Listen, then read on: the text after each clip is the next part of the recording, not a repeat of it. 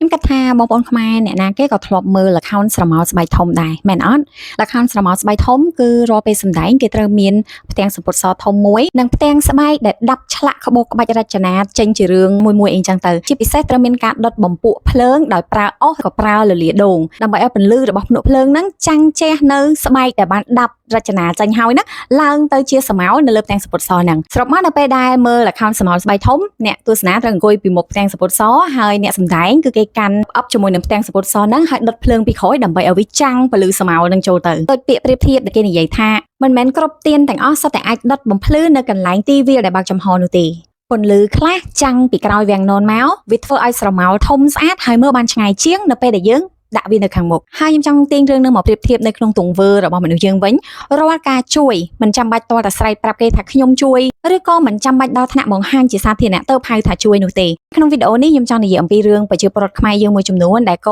ត់មិនពេញចិត្តទៅនឹងប្រទេសដែលធ្លាប់ធ្វើជាមិត្តជាមួយនឹងកម្ពុជាប៉ុន្តែគាត់មានអារម្មណ៍មួយថាគេអត់មកជួយយើងគេដូចអត់យកចិត្តទុកដាក់ជាមួយយើងហើយនៅប្រទេសដែលនៅក្នុងតំបន់អាស៊ានហ្នឹងគឺអត់ឃើញចូលមកជួយអីដល់កម្ពុជានៅពេលដែលកម្ពុជាកំពុងតែមានជម្លោះជាមួយថៃអីអញ្ចឹងណាសារតែខ្ញុំបានឮនិងបានដឹងពីអារម្មណ៍របស់ប្រជាពលរដ្ឋខ្មែរយើងជាច្រើនដែលគាត់មានអារម្មណ៍បែបហ្នឹងទើបខ្ញុំទាញរឿងដែលយកមកឆ្លោះបញ្ចាំងឲ្យឃើញគឺរឿងល្ខោនស្រមោលស្បែកធំគឺជាចំណេះដឹងដែលចាប់ទៅស្រាវជ្រាវយកមកចង់ជម្រាបដល់បងប្អូនយើងនឹងបានដឹងទាំងអស់គ្នាហើយយើងក៏ស្ងប់ចិត្តទាំងអស់គ្នាដែរដូចបាននិយាយខាងលើចឹងរាល់ជំនួយទាំងអស់មិនចាំបាច់តតែស្រែកខ្លាំងៗថាយើងជួយឬក៏ចោះព័ត៌មានជាសាធារណៈទើបហៅថាជាការជួយនោះទេបើយើងនិយាយអំពីជំនួយធំរបស់ប្រទេសមួយជួយទៅកាន់ប្រទេសមួយផ្សេងទៀតណាគេមានវិធីជួយច្រើនមែនតើគេអាចជ្រើសរើសជួយដោយសម្ងាត់ហើយនៅក្នុងពិភពលោកយើងនេះត្រូវបានគេដឹងថាមានប្រទេសដែលជ្រើសរើសជួយប្រទេសផ្សេងទៀតដោយសម្ងាត់មិនបង្ហាញមិនបញ្ចេញព័ត៌មានជាច្រើនប្រទេសក្នុងវីដេអូនេះខ្ញុំនឹងជម្រាបបងប្អូនពីររឿងទីមួយគឺតើប្រទេសណាខ្លះដែលត្រូវបានគេកំណត់សម្គាល់ថាជាប្រទេសដែលតែងតែជួយទៅកាន់ប្រទេសផ្សេងទៀតដែលមានសង្គ្រាមតែជួយដោយស្ងប់ស្ងាត់ទី2ហេតុអ្វីបានជាប្រទេសទាំងនោះចំណាយពេលវេលាចំណាយការទូតចំណាយថវិកាច្រើនដើម្បីជួយប៉ុន្តែបែរជាស្ងប់ស្ងាត់ហើយមិនបង្ហាញព័ត៌មានទៅវិញចំពោះសង្គ្រាមអ៊ីស្រាអែលនិងប៉ាឡេស្ទីនប្រទេសកាតាត្រូវបានគេស្គាល់ថាជាប្រទេសដែលតែងតែជួយសម្របសម្រួលការទូតឲ្យប្រទេសទាំងពីរនេះជាប្រចាំរហូតដល់ថ្នាក់រដ្ឋាភិបាលរបស់កាតាមានការដាក់សំណើទៅកាន់ប៉ាឡេស្ទីនជាមួយនឹងអ៊ីស្រាអែលដើម្បីឲ្យមានការណាត់ជួបសម្របសម្រួលគ្នាទៀតផងប្រទេសអេស៊ីបសម្រាប់ប្រទេសកម្ពុជាខ្ញុំគិតថាទាំងខ្ញុំទាំងអ្នកទាំងអស់គ្នាប្រហែលជាយើងអត់សូវឮព័ត៌មានអីផ្សេងៗដែលពាក់ព័ន្ធទៅនឹងអេស៊ីបទេទាំងសេដ្ឋកិច្ចទាំងនយោបាយទាំងអីផ្សេងៗយើងអត់សូវឮទេក៏ប៉ុន្តែនៅពេលដែលខ្ញុំ check មើលថាតើប្រទេសណាដែលតែងតែជួយសម្ងាត់ទៅកាន់ប្រទេសដែលមានសង្គ្រាមគឺមានអេស៊ីបផងដែរអេស៊ីបតែងតែជួយជ្រោមជ្រែងនិងផ្ដល់ជាថវិកាទៅកាន់ជនរងគ្រោះដោយសារសង្គ្រាមនៅប៉ាឡេស្ទីនជាមួយនឹងអ៊ីស្រាអែលចំណែកឯជូដែន EU និងសាអូឌីអារ៉ាប៊ីវិញគឺជាប្រទេសដែលតែងតែសហការគ្នាហើយស្នើសុំឲ្យមានបទឈប់បាញ់នៅប្រទេសអ៊ីស្រាអែលជាមួយនឹងប៉ាឡេស្ទីនគឺរាល់ពេលដែលស្នើសុំឲ្យមិនមានចម្លើយក៏ដោយក៏ប្រទេសនេះមិនឈប់ដែរគឺនៅតែទាមទារនិងស្នើសុំឲ្យមានបទឈប់បាញ់ដើម្បីឲ្យមានពេលសម្រាកហើយពួកគេមានឱកាសអាចចូលទៅជួយជនរងគ្រោះដែលរងគ្រោះដោយសារសង្គ្រាមបានហើយចំណុចទី2គឺហេតុអ្វីបានជាប្រទេសទាំងអស់នោះជ្រើសរើសជួយដោយស្ងាត់ទាំងដែលគាត់ជាប្រទេសធំ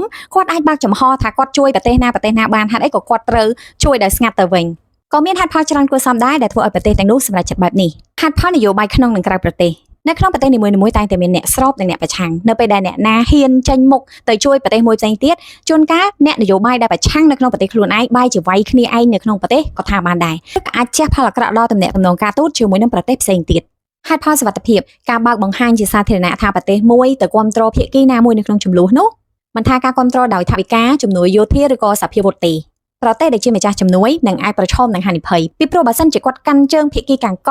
ស្រាប់ដល់ពេលភាគីខាងខមានអ្នកកាន់ជើងដែរហើយជាប្រទេសដែលមហាអំណាចឬក៏ធំជាងគាត់អញ្ចឹងទៅថ្ងៃណាមួយវាអាចកើតជាសង្គ្រាមមកប៉ះពាល់ទៅដល់ប្រទេសរបស់គាត់ថ្នាក់ដឹកនាំរបស់ប្រទេសមួយគាត់មិនមែនរស់នៅតែម្នាក់ឯងទេគាត់ត្រូវទទួលខុសត្រូវលើប្រជាពលរដ្ឋទូទាំងប្រទេសរបស់គាត់ដូច្នេះហើយនៅពេលដែលគាត់បើកចំហប្រកាសក្តែងថាគាត់គ្រប់គ្រងនៅប្រទេសណាមួយវាអាចធ្វើឲ្យមានបញ្ហាសុវត្ថិភាពដល់ប្រទេសរបស់គាត់ទាំងមូលតែម្ដងហេតុផលមនុស្សធម៌ប្រទេសជាច្រើនបានចូលទៅជួយអ្នករងគ្រោះនៅក្នុងសង្គ្រាមដោយមិនប្រកាន់ថាតើអ្នករងគ្រោះនឹងនៅក្នុងប្រទេសមួយណាទេនៅពេលដែលគាត់ជួយដោយបើកចំហគាត់ត្រូវជួយឲ្យស្មើគ្នាដើម្បីកុំឲ្យគេថាគាត់លំអៀងគាត់អាចនឹងមិនបើកចំហថាគាត់ជួយប្រទេសមួយណាច្រើនជាងមួយណាតែផ្ទៃក្នុងគេអាចជួយច្រើនជាងដែលយើងមិនអាចដឹ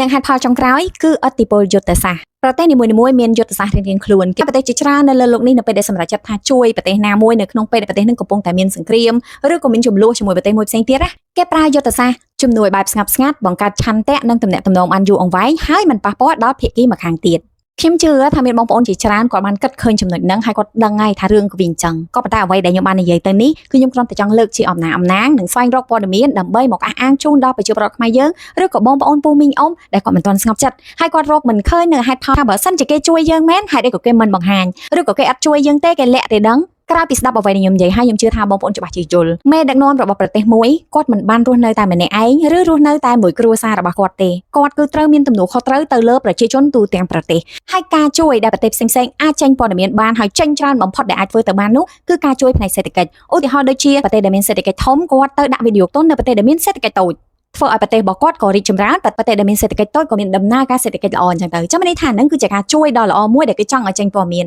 ប៉ុន្តែចំពោះការជួយជាថវិកាក៏ដោយជាសម្ភារៈប្រើប្រាស់ក៏ដោយជាសព្វវុធក៏ដោយទៅកាន់ប្រទេសណាមួយដែលកំពុងតែមានចំនួនគេនឹងអត់ចង់ចេញជាព័ត៌មានទេពីព្រោះគេត្រូវតែការពារខ្លួនគេដូចគ្នាដែរបើសិនជាបងប្អូនយល់ឃើញថាអ្វីដែលខ្ញុំបាននិយាយនេះក៏ជាហេតុផលសមរម្យដែលអាចជួយចែករំលែកជូនទៅដល់បងប្អូនដទៃទៀតបានសូមជួយចុច share វីដេអូរបស់ខ្ញុំផងអរគុណ